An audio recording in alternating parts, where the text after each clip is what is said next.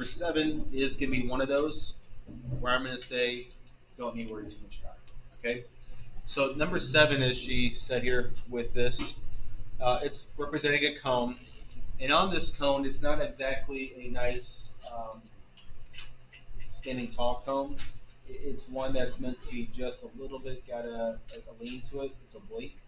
Um, as they say here, with that, it's got a bit of an angle with that.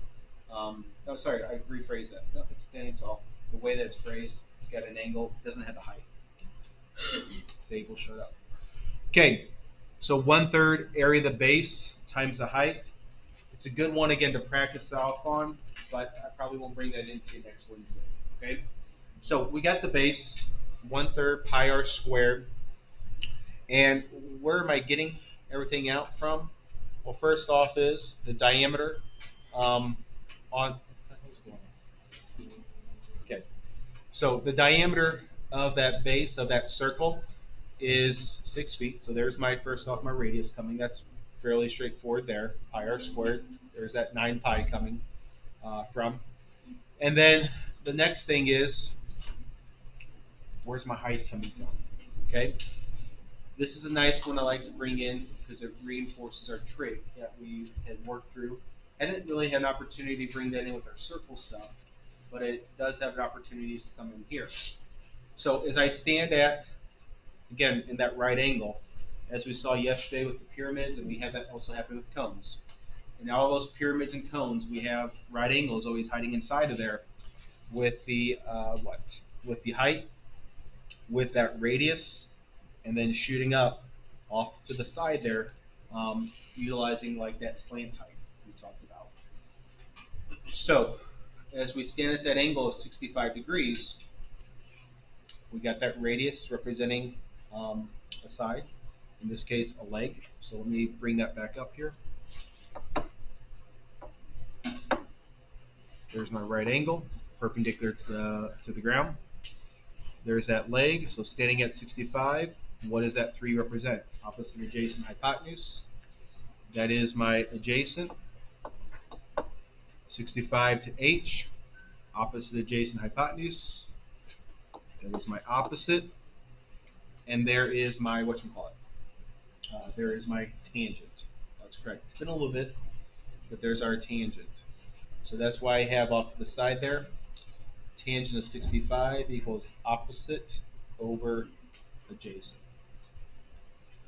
Okay, that's my height. Got to rearrange it just like we saw for the variable. I rearrange it to get 3 onto the side. And there's my H. H is by itself, and that's where I brought that H over here. That is the height of that prism. 3 tangent of 65. Now, from there, okay, I cleaned that up myself. Now, when I cleaned that up, I brought that third and I said, hey, a third of 3 right here, a third of 3 cancels out. That's where I got still that 9 pi just dropping down. 9 pi times tangent of 65. That is an ugly answer. Good thing it just says, hey, rounded to its hundredth. So then I go back to my calculator, and then I say 9 pi tangent 65. But as we always talk about with trig is happening, you better make sure it's been a while. So this would be a nice one to say, hey, here's our calculator in that degree mode. So if you're going to use trig mode, make sure you're not in radians but degrees. My calculator actually saved it. I'm kind of surprised about that. So what do we just say? 9 pi tangent of 65, I think it was. And that's where I got that 60 point, and it said 100th, I think. So I should have a 6.3 technically on there. Okay. Again, it's a good one to talk about. It brings in previous things as well. I probably will not have that on there next Wednesday, but it's still a good one to have out there. Okay. Good question there, Chloe starts off with. All right, another question anybody's got from last night. This is your time to ask. Kaden, what you got? Bud and then Jilly. Okay. 3. 3. Ooh. It's on the other page. Okay. Go back to the other page. Okay. So our triangle revolving about the, again, y-axis is where it says. So I like to highlight, again, the line I'm going to revolve around, which in this case, it is the y-axis right there. So again, you got to ask yourself, triangles typically create you what? Triangle typically creates you a cone. And then you got to follow up by saying, is that cone standing tall or on its side? It's on its, not side, but standing tall, isn't it? So maybe it just help you out again. I like to again draw it so that I do see kind of that cone just hiding there. Now from here, finding the volume again of a cone, it's just plug into the formula. 1/3 pi r squared times the height. But the biggest thing always with any of these revolutions, cylinders, cones, is making sure that you have it in the right orientation and therefore getting the right radius and height. So as I have off to the side here, that y-axis is going right through the middle of it. So there's where I got the radius of 2. And as I mentioned to you yesterday, you either find the radius or you're finding the height. A lot of times, especially on these triangles, as they get kind of elongated and as they taper off, as this one does, as it goes a little bit further past, typically when I see it past length of 4, 5, 6, that's where students don't pay close enough attention, and they will say the height is or the radius is 4. They're off by 1. So you got to make sure you pay close attention to that, and that's why I said again it does go up to a height of 5. And then after that, plugging it in, that's not a big deal. Now, while I'm here, I'm going to talk about number 5. Okay? Now, number 5, and then Jillian, I'll get your question. Okay? Oh, that was your question? So nice. You and I, great minds think alike there, Jillian. Sorry, I won't put you in there with me. Okay? All right, so Jillian had number 5. We're going to revolve it about x equals 2. So first off, you got to know what x equals 2 looks like. X equals 2 is our vertical line. So that's what I had drawn in. And again, we got to ask yourself, triangles, what do they typically create? They typically create cones. And I keep saying the word typically because they don't always create a cone. Now, in this instance, what this one is creating, yes, it's got a cone into it. But because of that x equals 2 we're using, there's a void. Where Caden asked us that y-axis one, that triangle is on that line of revolution there, that y-axis. So I don't have this void happening between the triangle and the line of revolution. But on this number 5, we're going to revolve this triangle around this x equals 2. And as you can tell, I've got this void right happening, don't I? And what is the shape of that void? It's also a triangle, isn't it? It's the exact same triangle, just that's been inverted, right? So what's happening here is, as you revolve this triangle around, okay, so as you revolve that triangle around, what we're doing here is creating that. We're creating and end up creating a cylinder minus this cone, minus a cone taken out of it. So imagine a cylinder that is being created. Okay, we're creating a full cylinder, and then hollowing out a cone off of that. So if I can pull up a slightly better one, cylinder minus a cone. Okay, so we got a couple of images that are doing that. This one specifically is exactly the same orientation that's happening. So a cylinder is being created, and that void of a cone is being taken out then. So that's why I had that cylinder minus a cone as my answer key on that one. Okay. So if you got a little space between your two-dimensional figure and your line of revolution, It doesn't always typically give you that same one.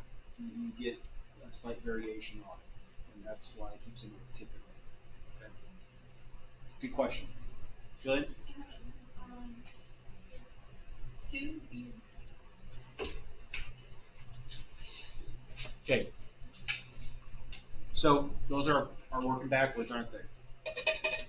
So working all our two backwards there, I would say between those three I'm looking at, A is definitely fair game. C is definitely a fair game one. B, it's not bad at all. Um, let's take a look at C real quick. So we have ourselves realizing it's a cone, and with that cone, knowing what formula goes with the cone, pi r squared times the height. So that's where I started off with, pi r squared. But don't forget that 1/3, right? 1/3 pi r squared there. So we got the volume given to us, so that's why I set that equal to. And then we start plugging in what we know. We know the height, as you can see, is 6. And the other thing that we know is, or know or don't know, however you want to phrase that, the radius is x. So that's where I get the x squared from. And just like we've done before through the last lessons, the last topic of circles, and this one too, we got to do a little backwards step solving for the radius, or x. So how did it get down to that 12? Myself, how do I get rid of a third? How do I get rid of dividing by 3? Multiply both sides by 3. 24 times 3 gives me 72. So I have a 72 equals 6x squared. Hopefully you realize the pi's we're going to cancel. Now I can't square root that yet, because how do I get rid of that 6 now? Division. 72 divided by 6 is 12, right? That's where I got that 12 from. That's now where I square root that thing at. Okay. Technically, I get two solutions. It's a quadratic. Do I keep the negative solution though? No. Okay. Now on letter B, it's another good one. Just like Chloe asked to start off with, it's definitely a good one to talk about. It's got ourselves a base as a triangle, isn't it? It's a right triangle. So again, I took that 1/3 area of the base times the height. The base is a triangle. It's a prism. Sorry, it's not a prism. It's a pyramid. So the base could be whatever. It could be a triangle, a square, a rectangle, a hexagon. In this case, it's a what? Triangle. So that's where I modified that base just a hair to go with the triangle formula. I got to have that base and height perpendicular. I don't.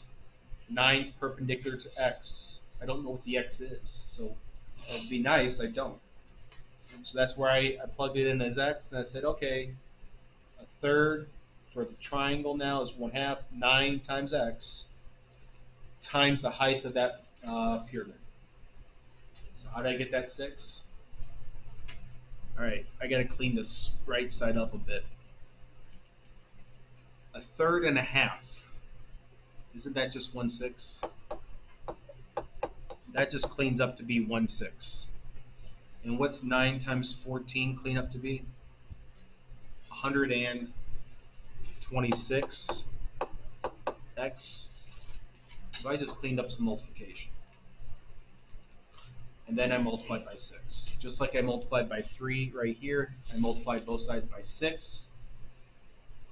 What's 126 times 6? 756. And then I realized, oh, well, I'm just going to divide by 126 again. What's 756 divided by 126? Takes me back to 6. Okay, that's where I get that 6 from. All right. Again, really another good problem off that one. A and C, I think I'd be fair game for next week. Jillian?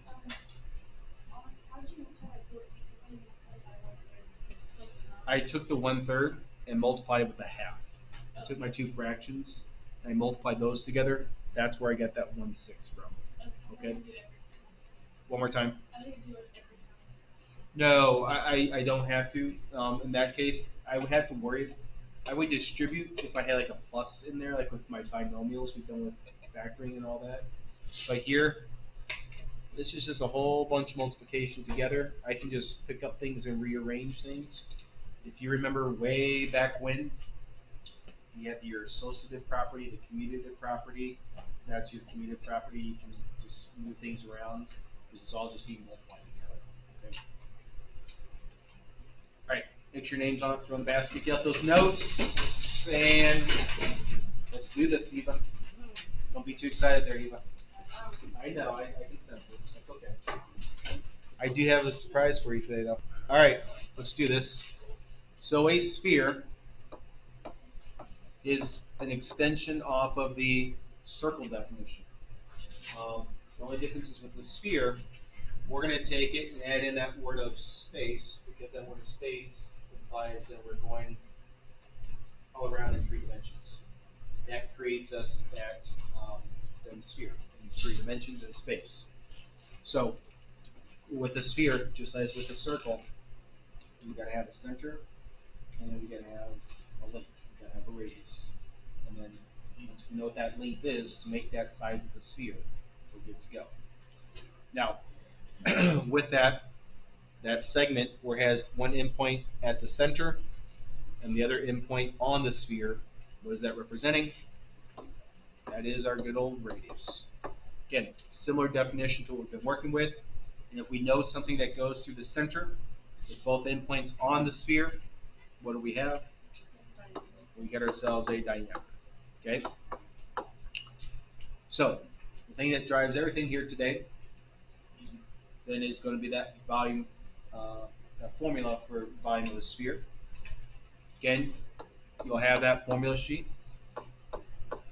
Okay, 4/3 pi r, and it's a cube. 4/3 pi r cubed is our sphere formula today. So it's not like with volume formulas here, got to know the radius and height, but here for the sphere there is no height. It's just the radius. Okay? So as we jump right into that first one here, and as we saw that the other day, knowing which line to revolve it about, what did we get? Either a full sphere or a half a sphere. So on that first one, we got full sphere, right? So as we can tell, we're going this direction. As we go kind of left, right there, we are getting ourselves a full sphere, aren't we? So we got ourselves a full sphere. And then the next thing is, what's your radius? Radius is what? Radius is 4. You can look left, right, up, or down in this instance. You'll get the same length. All that is going to give you a radius of 4. Now, the biggest thing usually with spheres is, unless the radius turns out to be some type of multiple of 3, you're going to end up with probably fractions unless they tell you to round it. Now, in this instance, they are going to ask us to round it, but like we always do, let's go first to exact in terms of pi, and then we'll round it. So let's plug into our calculator, 4/3, 4 cubed times 4 cubed. Hold off on that pi, and then we'll do our pi at the end. So what is 4/3 times 4 cubed? Let's make sure, again, you know how to use that calculator, viewers. Again, I always like to use 4/3 into the parentheses. Times 4, there's again your exponent key as always, to the 3rd power. Again, it will typically give you a decimal. So math, fraction it out. Fraction it out. Come on, where's that right? Fraction that out, and you'll get what? So I'm gonna get 256 over 3. So I again 256 over 3 pi. If they want it in terms of pi, there we go. But it does say nearest whole number, doesn't it? So then we'll go back to that calculator and say, what is 256 pi over 3? It's a nearest whole number. So 256 pi over 3. Nearest whole number says 268. 268. Yes. Units are what? Just generic, aren't they? Units cubed. Okay. Full sphere, half a sphere. It's half a sphere, right? It's a hemisphere. Now with that, what do we got to do to our formula? Take a half of it, don't we? So we'll modify our formula here and say, still the radius is 4, but we'll take half of that 4/3 pi 4 to the third. Okay? So we'll obviously just modify it just a hair by saying take half of your answer, right? So we know already what that's going to be for a full one, 256 pi over 3. As we go back to our calculator there, all right, what I would do if we got a different radius and we're doing a half a sphere here, I'd be saying, hey, what's half times 4/3 times, again, that what? 4 to the third power. So if I was calculating a brand new problem with a different radius instead of what I had there, I plug in my calculator and math fraction it out. Again, I know it's going to give me a decimal because when I multiply through things by the numerator, none of the things were divisible by 2 or 3. Because nothing's divisible by, well, 4, I guess it was. If nothing's divisible by 3, I know I'm going to end up with a fraction there. So, math, boom, and what do we got? So we got 128 over 3. 128 pi over 3.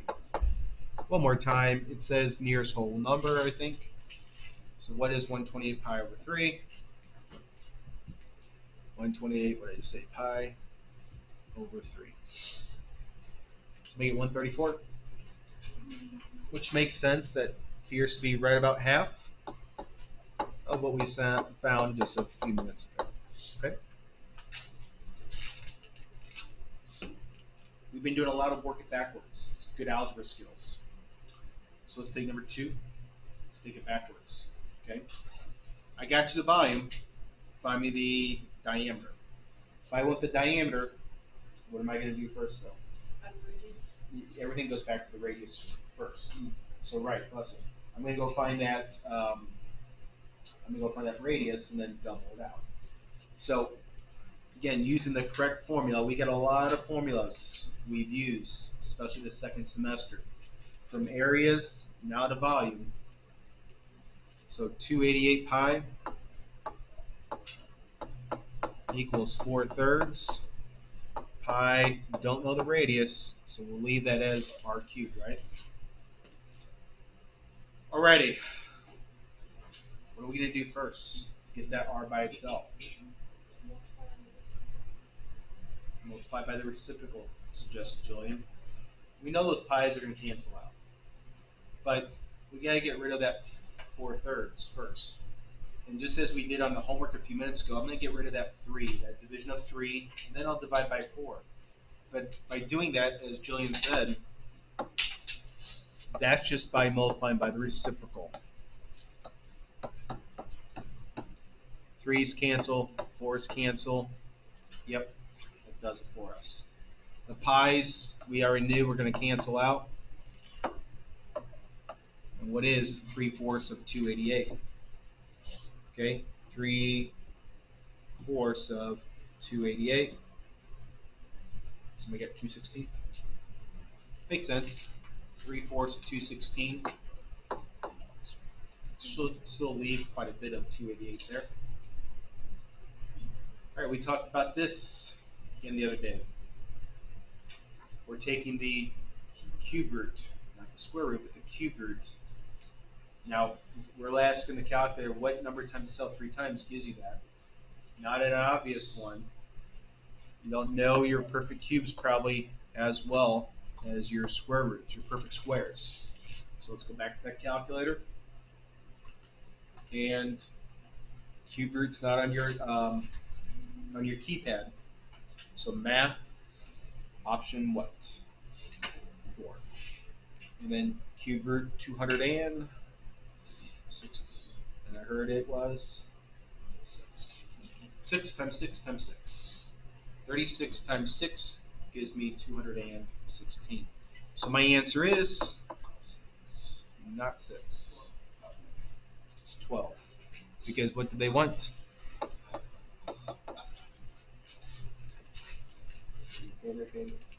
Good. 12 inches for the diameter, right? So, small things, read them carefully. You get all that work, don't miss a silly point at the end. It's a diameter. Flip, let's go. Let's finish this thing off. Holy crap. It's a pill capsule. Gigantic. Or small one, I guess. It's a centimeters. However you want to do it. Now it's a big one. Alright, so what do we have here? And a sphere. How do you get a sphere? I say half sphere. Smash them together. Smash them together, yeah. Right? So yeah, we have ourselves a, I don't have a sphere. This box shape's not going to be a sphere. Yeah. It's your fault. My fault. Should have got one with the sphere. I should have. Okay, so it's a cylinder. Obviously, it's a half sphere, 2 half spheres make a full sphere. Do I need to calculate then 2 half spheres? No. So just use against common sense. All right. With that, if we did not have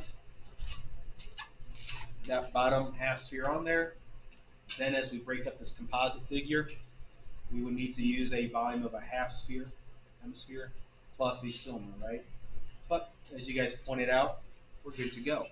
So again, what we are looking for then is just a little bit of a detailed work. Show me what you're calculating, right? Sphere plus what? And what's that formula for a cylinder? Yeah, it's that. I love that tongue tightness there. Okay? What? That tongue tightness. Oh, yeah. I know, I'm tongue tight. Okay, pi r squared times h. Good thing you have your formula sheets. Just like that note, right? All right. Got another radius, got another height. On that sphere, looking closely, what's my radius of the sphere? 3. Radius is 3, not 6. I didn't say it correct.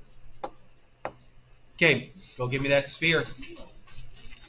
On that sphere, this one should turn out to be a nice one because, again, I can see we got a radius of 3, so it's going to divide by 3. It's a multiple, so we're good to go. 4/3 times what? 3 to the third. Somebody got 36. Pi. And we're going to add on to that cylinder. What's my radius of the cylinder? It's also a 3, isn't it? Pi 3 squared. It's the height. This is the one, every year I've gone through this example I don't know how many times. What is the height of my cylinder? 15? Okay. So, take it off these two hemispheres, right? Where this is diameter is 6, so you said the radius was 3, so that's a radius of 3, right? So radius of 3, so 3 minus 3 is 6, and 21 is the whole length. And then one more time, you said it was 15. Thank you. The common mistake I see people do is take off maybe both 6s. Okay? But it is from 3 and a 3, which gives you just 1 6. So the height that you just said was 15. Very nice. 9 times 15. 135? I assume that's correct because nobody said it. Yeah. Thank you. Last but not least, add them up. 135 plus 36, because I can't add them up. They both have what? Right. They both have pi. They're like terms. You can't add these together. 135 plus 36 is what? 171 pi. That answer is great. If you give me the answer, I'll give you most credit. But the directions do also want nearest hundredth. Hundredth is how many decimals? Hundredth is 2. So 537.21. Centimeters, I forgot my cubed on those centimeters. We're going to pause there. Call it a almost a semester. No, yeah, it's a year. Okay, so the other nice thing